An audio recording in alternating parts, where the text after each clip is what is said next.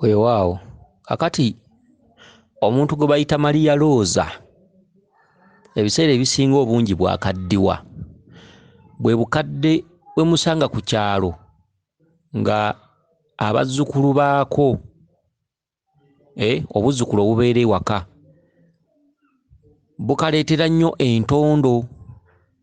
Abakadde bano bayita ba Maria Rosa batera okuba n'entondo nga bw'awangaala ennyo ali myaka 95 100 87 obuzzukulu buno ekisanyusa akakadde kano butataataganya buziina bwako, era we wava olugero olugamba nti omukadde obuziina bwe wabuleka wabusanga.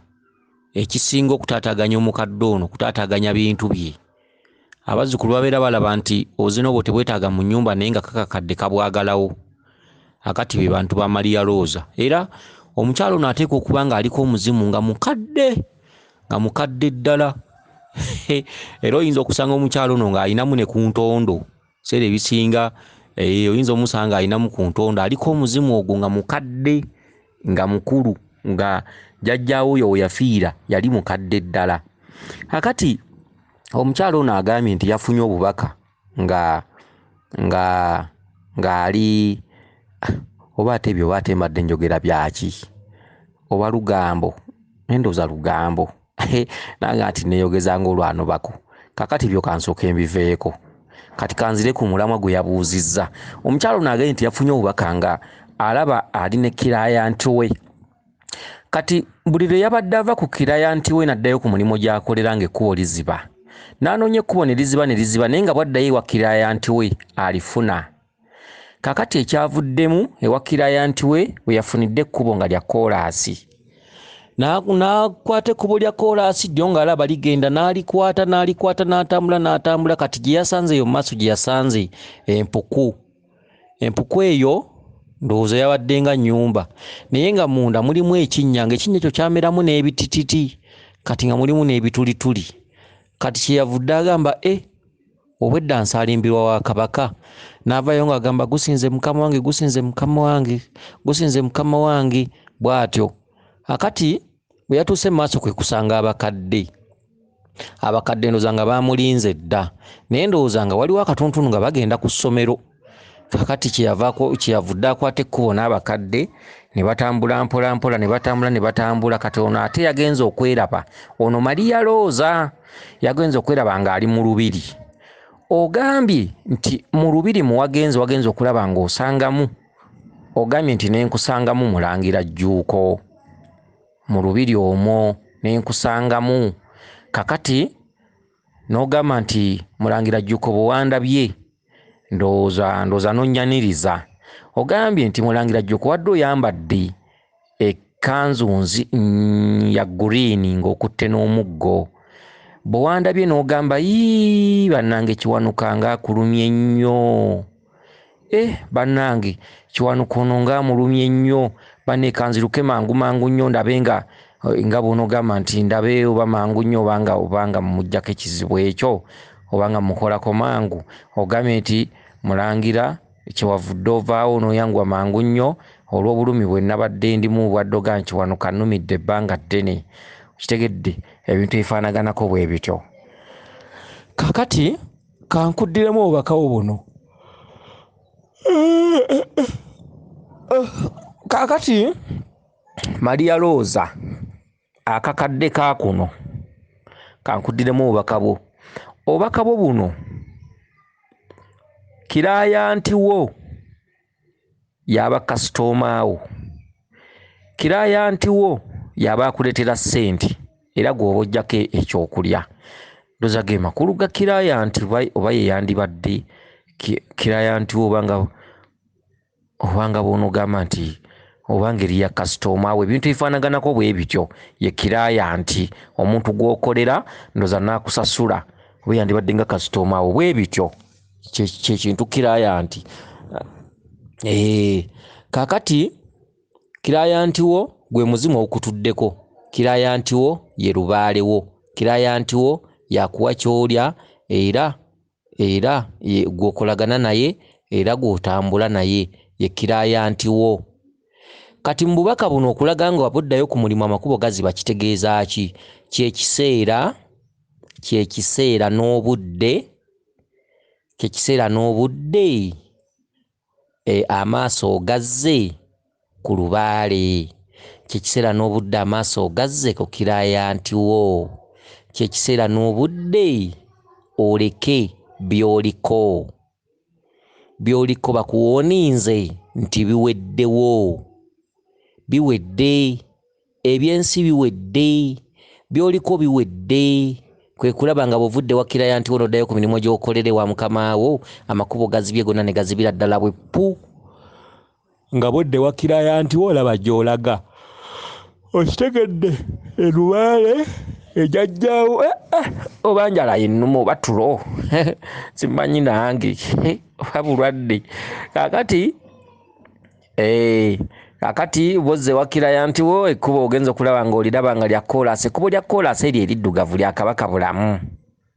Ekkubo ly'ettaka litegeeza kitundu ky'ewaka. Buli olaba ekkubo ly'ettaka oluusi bagamba kulima bijja, oluusi kudda waka bwe bityo. Olaba ekkubo lya koolaasi akatuntundu ako tekaba keeka. Akatuntundu ako kaba kakutwala butereevu okunoonya Kabaka. Ekkubo lya koolaasi ly'okutte n'olikwata n'otambula kati bw'otuuse mu maaso n'osanga empuku z'empuku za Walumbe, era bw'otuuse mu mpuku munda ebadde nga nnyumba n'osangamu ekinnya nga kyameramu ebitiititi. Kyekikulaga nti ennyanga za Walumbe zikuyita. Ennyanga za Walumbe mu kuyita zikuyita ziddaabiriza, zaameramu ebitiititi bye bitudde mu katuntundu k'Abassaalongo.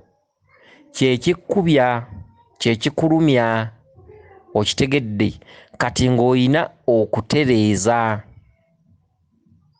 ensonga za Kabaka Bulamu, ennyanga ezo okuzibikkako n'obutayanaamiriza byazo bweru, ebyama byazo. Ensonga z'abajjajjammwe zaasituka dda, ensonga z'abajjajjammwe nga bonogamba nti ensonga baazisimba dda, gy'emiti egyo ebitiititi by'obadde olaba mu binnya ebyo ebibadde byameramu. Okitegedde.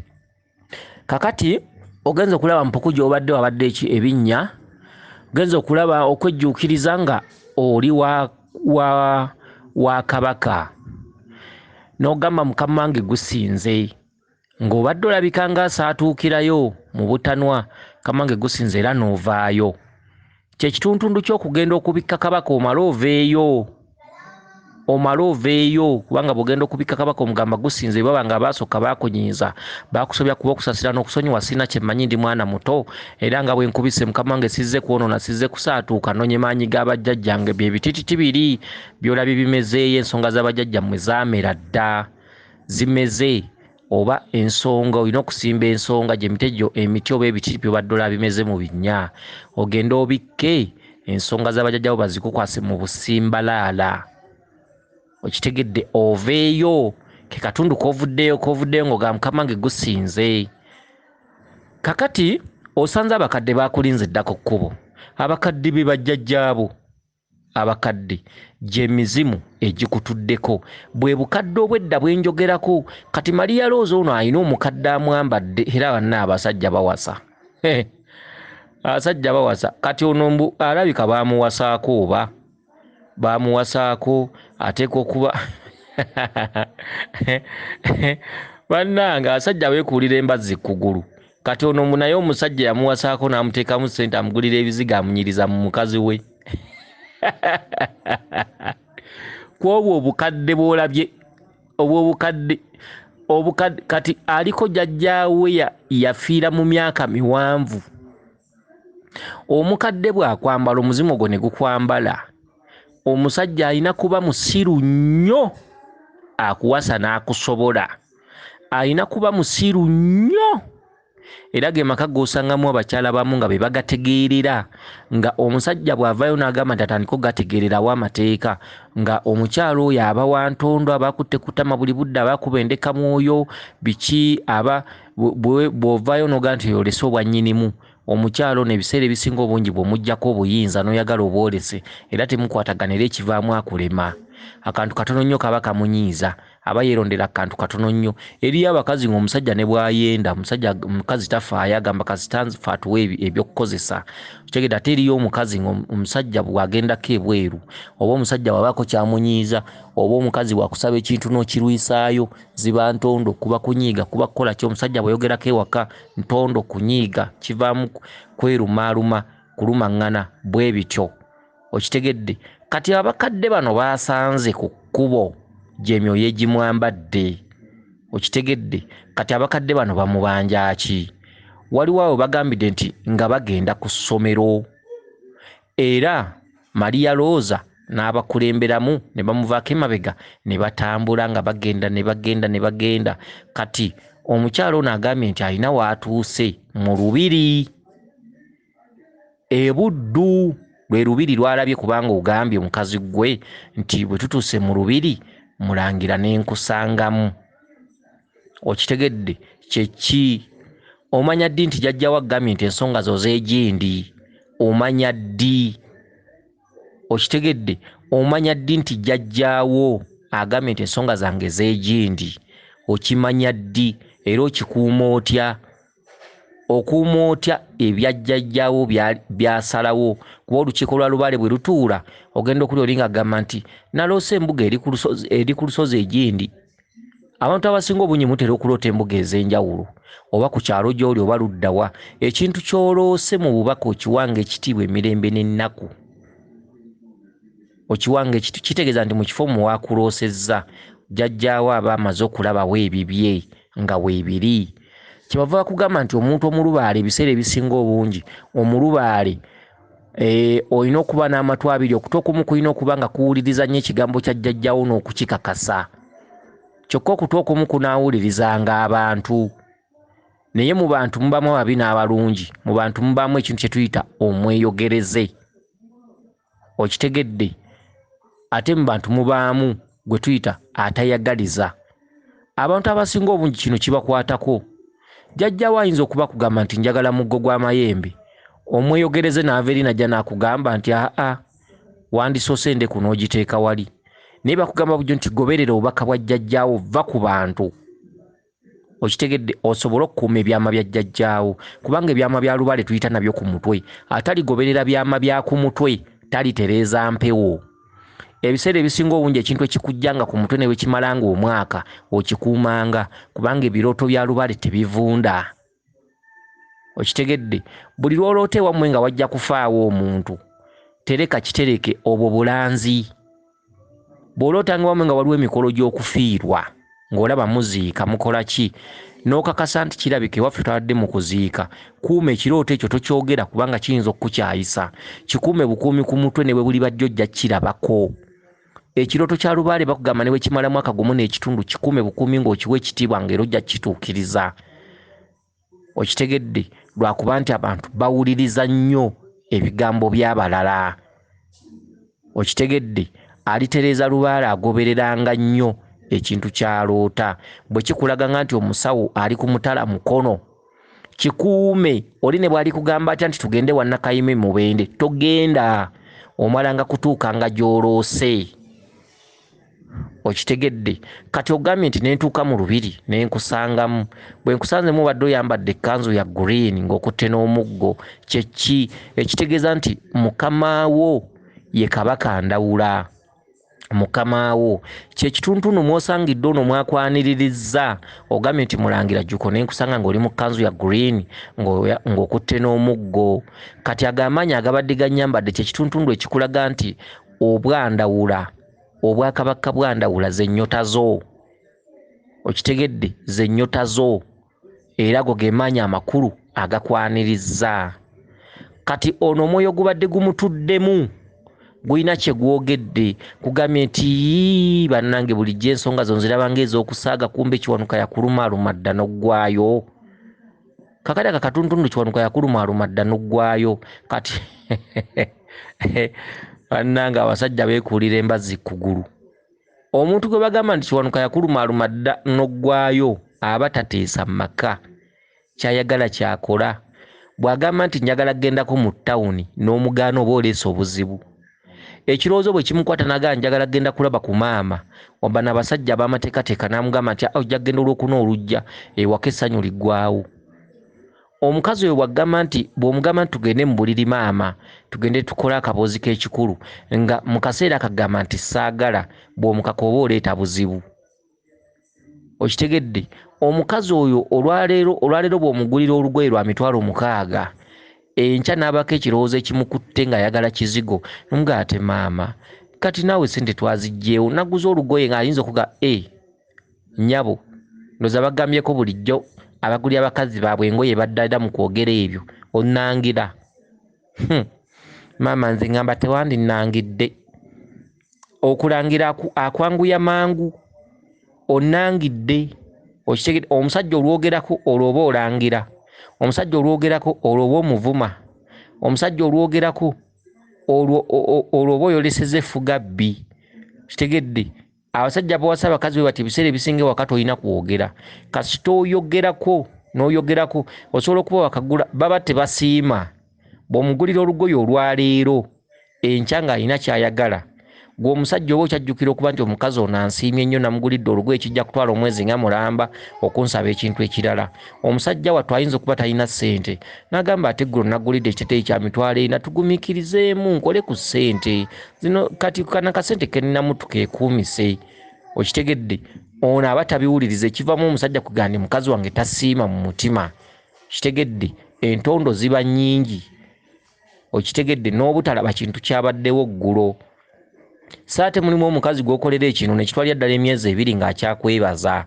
Okitegedde kati gemaanyi gano agamwaniriza agagambye nti bulijjo ndaba ng'ensonga ez'okusaaga naye Kiwanuka nga yakuluma dda. Amangu ago omuntu amwaniriza ne yeekubakuba amangu ago n'ayaayaana n'agenda ndowooza nga bonogamba nti nyangwe mukoleko kuba tali bulungi. Kiwanuka amulumidde ebbanga kakati kyekyo era Kiwanuka oyo ye yennyini yakulembeddemu ng'omusirikale omutume eyatumwa Lubaale naye nga Kiwanuka oyo obutume bwe baamupangisa nga n'asasulwa ssente ng'alina okutuusa mu mikono gy'abasajja. Ye kirayanti wo. Kitegedde kirayanti wo yono gw'osanze mu bya gguliini tudabiddemu amaanyi ga Kabaka Ndawula. Okitegedde bulijjo yakunoonya bw'ogende wa kirayanti we ekkubo olifuna. Bw'oba togenze wa kirayanti we amakubo geesiba ekibadde kikulaga nti amakubo g'ensiba maze okgaggala kati ekkubo erisigadde lirimu lya kirayanti wo. Okitegedde kati waliwo eyapangisibwa n'asasulwa ssente okulwa n'olutalo olwo okulabika nga kakazi kano akatuusa ewooyo akabanja ye Kiwanuka. Kati Kiwanuka bulijjo amulumye mu nnyama akoze eki amunywa akoze eki amulwaza onaakeera nga omubiri gumuluma n'abeera nga tabitegeera ennaku ezimu bwe bityo. So Kiwanuka n'amuluma n'amutuusa ku mmaze kati agenza okutuuka ewa mukama we ne yeewuggusa ne yeefuula nga si ye yatuma Kiwanuka abadde nga atamanyi nti Kiwanuka bulijjo amuluma kumbe ono bulijjo ye yamuwendula oli abadde ku kipakasi. Okitegedde njagala omunoonya omundeetere nga mulamu owulidde essebo mpulidde n'akuba ne saluti. Ndawula yalagira akaana ako akazaaliddwa kabonyeebonye mu nsi muno yonna gye kalaga. Ndawula yagenda okulya nkagenze Bulaaya kukola n'agamba eki Kiwanuka n'agamba mukama wange yagenze wangi yalazeewa yagenze Bulaaya ate tunaagamba ki yagenze Bulaaya kakati oyagala ki? Kiwanuka n'agamba mukama wange nze bw'ompa embooko nga nze bw'ompa embooko nja kumuleeta kasita ompa ssente bwe ziti nze nja kumuleeta. Akati Ndawula emiggo gy'alina gy'amaggwa bwe bulumi omwana ono bw'abadde ayitamu. Ndawula emiggo gy'alina gy'amaggwa ng'aggyayo emiggo gye ng'agisiba akanywa ng'agimuwa ndowooza baatikka pick-up nnamba ya miggo. Kiwanuka ng'ajja galaba ng'akatuukako akazi wattu bulijjo keenyiga nasuze bubi amaaso gannuma wano wannuma mu kifuba wannuma olubina lunnuma manyi kalina olubina lutonotono naye ng'ate lunene kwe luli.